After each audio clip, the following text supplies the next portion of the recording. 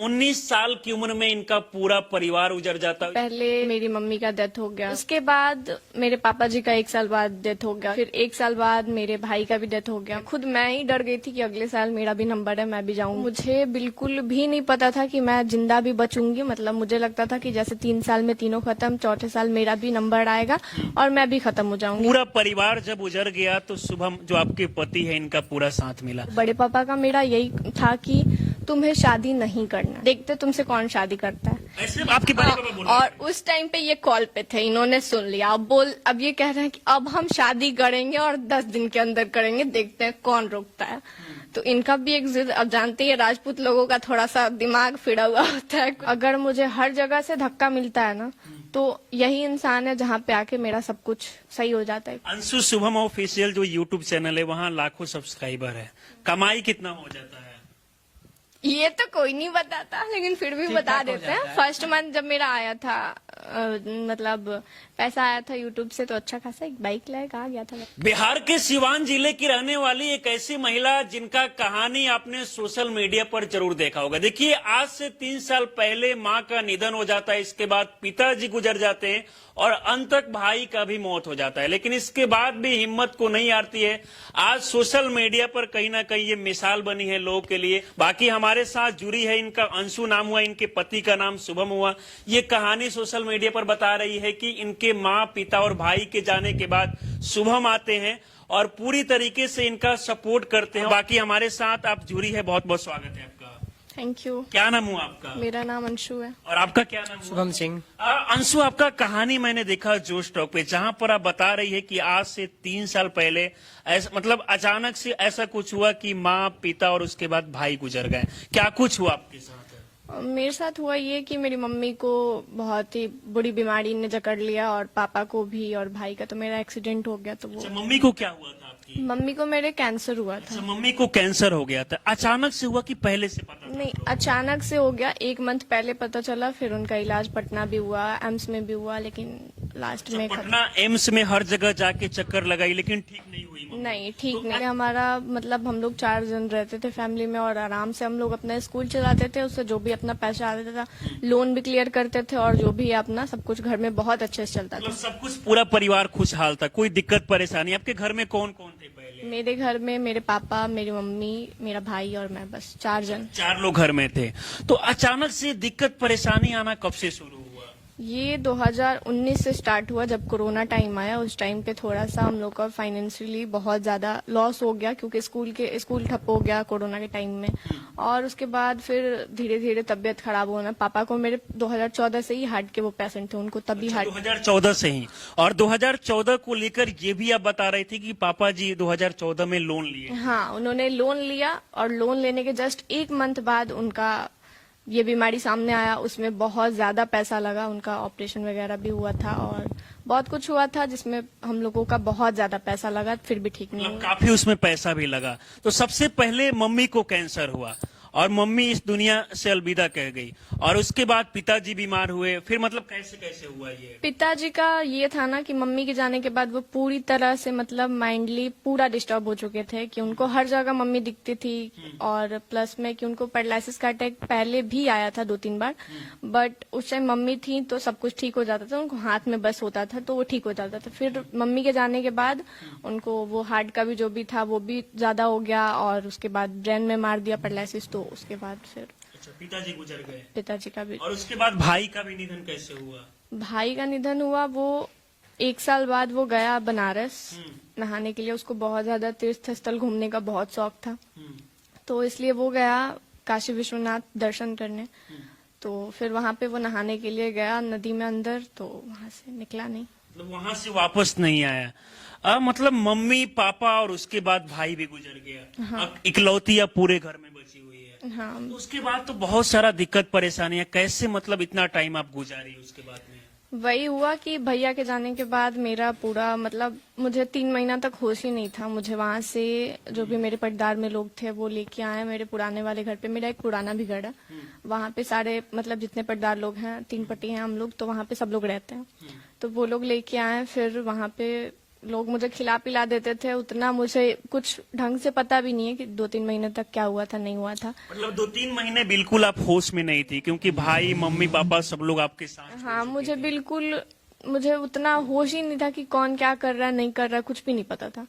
फिर बाद में 3 महीने 2 महीने बाद मेरे को थोड़ा सा समझ में आने लगा कि हाँ क्या हो रहा उसके बाद आपके चाचा भी तो होंगे घर में, और भी परिवार के लोग होंगे, तो क्या उन लोग के द्वारा आपको सपोर्ट मिल रहा था? है। उन लोगों के द्वारा मुझे पैसे से कोई सपोर्ट कभी नहीं मिला है, ठीक है। वो मेरे बड़े पापा, एक मात्र मेरे बड़े पापा है मेरे घर में, तो वो हैं, तो उन्होंने मेरे को पहले सपोर्ट किया। जैसे वो अपने भाई को देखने आए थे, हॉस्पिटल में थे, पापा मेरे भर्ती थे पटना में, तो वहां पे वो आए थे देखने और देख के गए थे।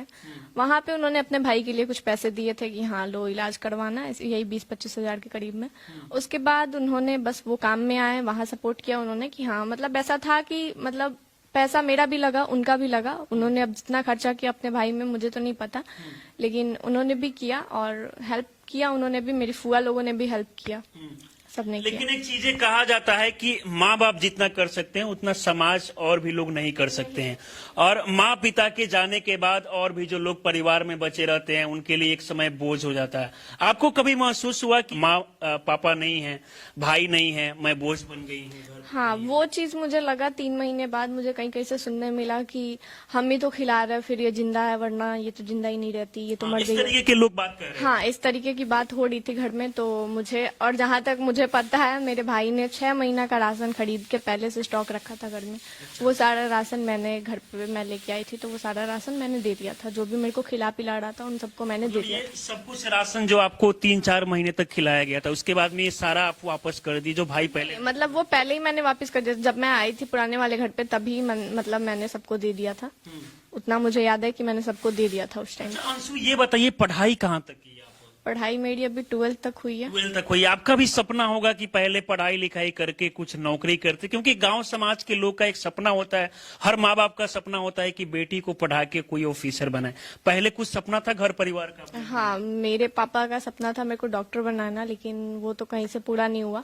लेकिन उसके बाद मेरे भाई ने एक सपना देखा था मेरे को लेके कि वो मेरे को लॉयर बनाएगा, बट वो भी नहीं पूरा हुआ। फिर मुझे इस फील्ड में आना था, तो ये मेरे लिए सबसे आसान था। तो खासकर देखा जाता है कि अगर किसी के साथ पूरा परिवार उजड़ जाता है तो वो टूट जाते हैं, आगे से वो हिम्मत हौसला सब कुछ खत्म हो जाता है।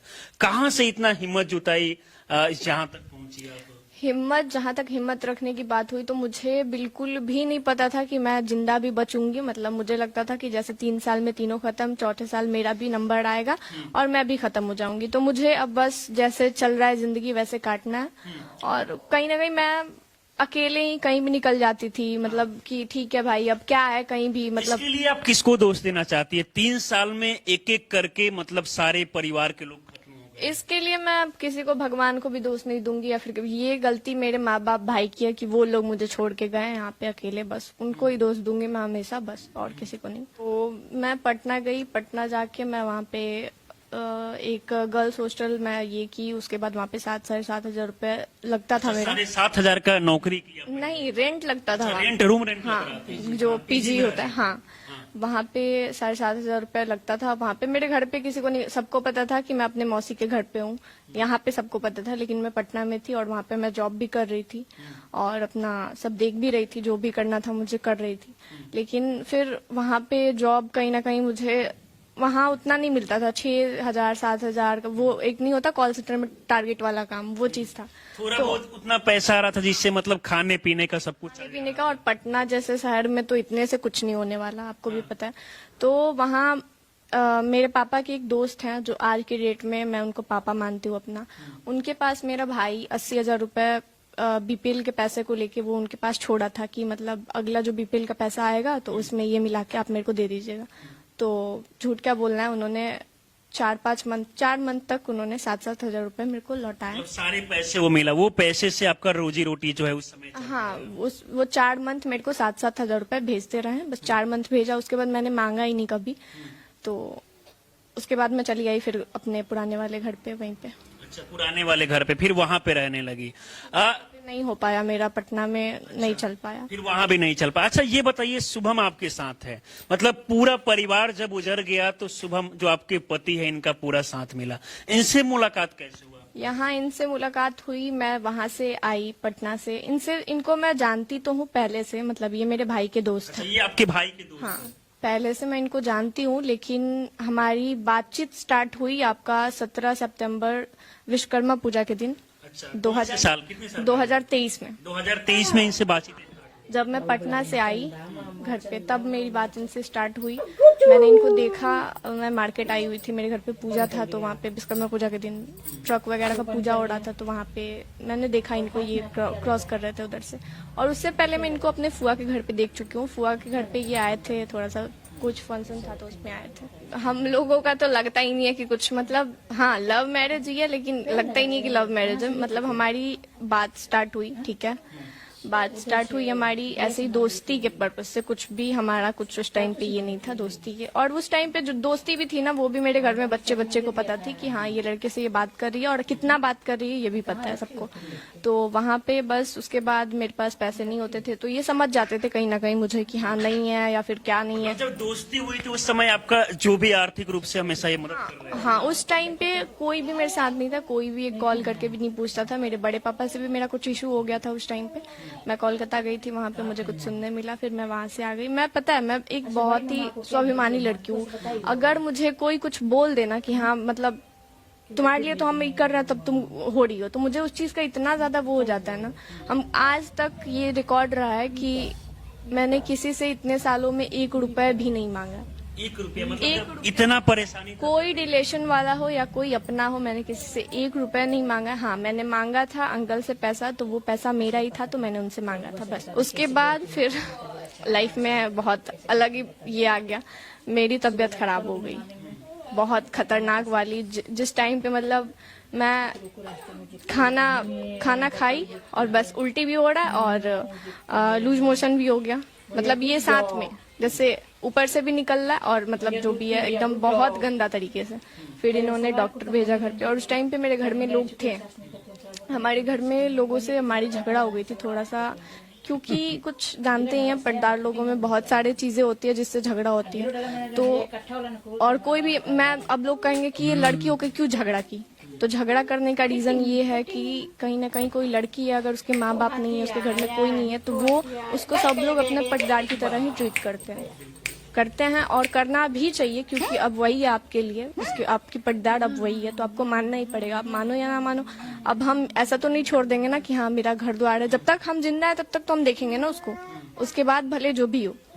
तो यहाँ कुछ चीजों के लिए, पैसे रुपए के लिए इशू हो गया था घर में, तो झगड़ा हो गया था। तो घर में उस टाइम ज्यादा लोग थे भी नहीं, तो वहाँ पे उन लोगों ने मेरे को नहीं ध्यान दिया, किसी ने नहीं पूछा। और एक मेरी बड़ी मम्मी थी, वो पूछती थी कभी कभी, लेकिन वो भी चली गई पटना, उनका भी तबीयत खराब हो गया, तो घर पे कोई था ही। बस वो हमारे दादा दादी थे, जो हमारे दादाजी के छोटे वाले भाई, वो लोग थे, तो वो लोग भी बुजुर्ग हो गए हैं, उनको अब उतना चल फिरना थोड़ा सा मुश्किल होता है, तो वो लोग क्या ही ध्यान दें।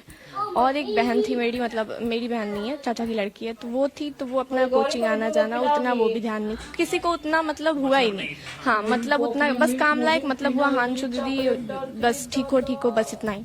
क्योंकि मानिए तो ये 3 पट्टी का आंगन है, इस कोने मेरा घर, उस कोने उनका घर, वहाँ तो थोड़ा सा मुश्किल होता है। तो ये चीज हुआ, फिर इन्होंने डॉक्टर भेजा घर पे, सब लोग एकदम से द्वार पे मेला ही लग गया कि क्या कौन सा लड़का घर में घुस गया, उसके क्या हो रहा है इस तरीके से? हाँ, क्या हो गया, कौन सा लड़का घर में घुस गया, ऐसे क्या हो रहा है भाई, अंदर समझ में ही नहीं आ रहा। और मेरे को उस टाइम पे पानी चढ़ रहा था, 4-5 बॉटल मेरे को पानी चढ़ा वहाँ पे।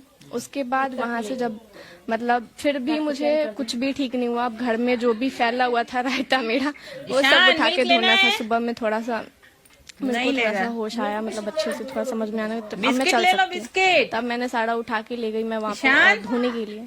तो मेरी पटदार का एक वहाँ से नल का पाइप आता था, जो ये आजकल जल नल नहीं चल रहा है वो सरकार का, हाँ, तो वही वाला पाइप एक आता था, तो वहाँ से मैं उनका पाइप उठा के धो रही थी। तो उन्होंने मतलब एकदम से पाइप हाथ से छीन लिया, करिए छोड़ो पाइप, छोड़ो, तुमको कुछ नहीं करना, छोड़ो मेरा पाइप, छोड़ो, जाके कल पे धो।